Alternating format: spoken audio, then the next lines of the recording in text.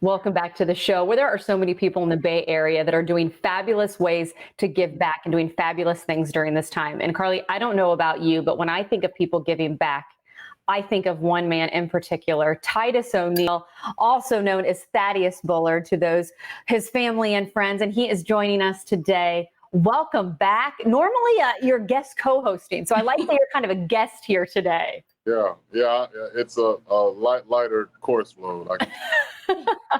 Lighter course load.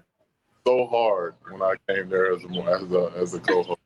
I'm looking forward to the opportunity where we actually do it again someday in person. I know. Well, let's talk about what you've been doing these days, because we know this has been quite the year, but that has not slowed you down. It has not slowed your foundation down. And I don't think we've talked a whole lot about your foundation. So again, I think you are very well known for giving back to the community, but tell us specifically, you have a big event coming up too, but tell us a little bit about your foundation, Titus. Well, people want to find out about BullardFamily.org, find out all the doing in the community, stand for, and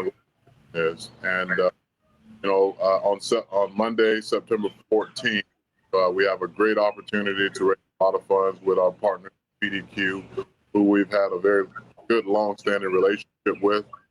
Every PDQ in the area will have the opportunity to write your check or make a donation. All 100% of the proceeds from those roundups will go back to my foundation so that we can continue families in the Tampa Bay area. And Titus, there's one thing, someone can be a role model and just have kids look up to them and look at them for their work ethic. You've taken being a role model and paired it with giving back and are dedicated to helping young lives. What is your foundation's purpose, and why was it so important for you to do both, the role model and give back? Well, obviously, coming from my background, being a product of a sexual assault, mother having me at the age of 12, I grew up with a lot of issues that were financial, some were through education, etc. And if I didn't get an opportunity to go to a 40 boys ranch in Live Oak, Florida, I wouldn't have this to live and do the things that I'm able to do in life. And so my foundation is about replicating those moments and providing resources and moments, opportunities for families, much like that was provided. And especially at a time like this with COVID, when I feel like anybody that has resources or a platform to do anything in regards to helping move the needle to help people get through this pandemic, but also help them be on a path to self-sufficiency. It's important that those that are capable of doing that do that. And so I've been able to do that through my foundation and through great partnerships. You look across the board of the organizations that I work with on a regular basis, like Metropolitan Ministries or Feeding Tampa Bay or Hillsborough County Public Schools, and the list goes on and on. You'll see that it takes all of us, and I understand that.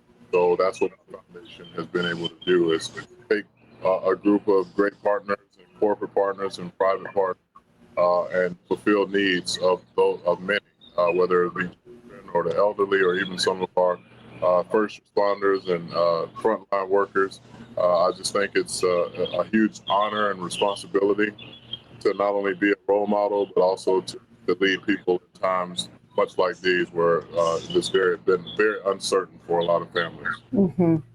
We need more people like you, that I feel like you can still be a tough guy and have that big old heart. I think I can cut you out. I can cut you out, but I would much rather you up and love on you. Speaking of, though, picking up and loving on, that's not usually what we see you doing in the WWE world. And we were chatting before you got started. It was like WWE really set the stage, literally, for what virtual sports now kind of has become and how all these other sports have followed suit. Talk about what it's like in the Thunderdome. It's a little different. You have the screaming fans on monitors. How has it changed for you, or not at all? No, I mean, I think in the realm of being a performer, you gotta, find innovative ways to crowd and have crowd participation. And I don't think anybody does that better than WWE when it comes to fan engagement and being able to put smiles on faces. And so we have the longest running episodic television show on Monday Night Raw, and we have the second longest running episodic television show in Friday Night SmackDown. And it's definitely been interesting not being able to high five somebody coming out to the ring. Right. Well, Titus, you sure do have a lot of fans. Yeah. High fives to you today. Thanks for being with us. And again, let's go ahead, share that information one more time so people can enjoy PDQ. And of course, a portion of that will then go to helping your Bullard Family Foundation. September 14th is today. Titus, thanks for being with us. Safe travel. Through at a location, and we'll have other celebrities popping up at different locations to kind of force you or motivate you to. I like it. And so, and those that can't make it out to PDQ, obviously you can go to bullardfamilyfoundation.org and make a donation there, and I greatly appreciate any and all.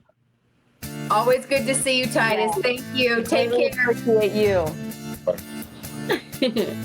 All right. And of course, we'll put all those details on our website too.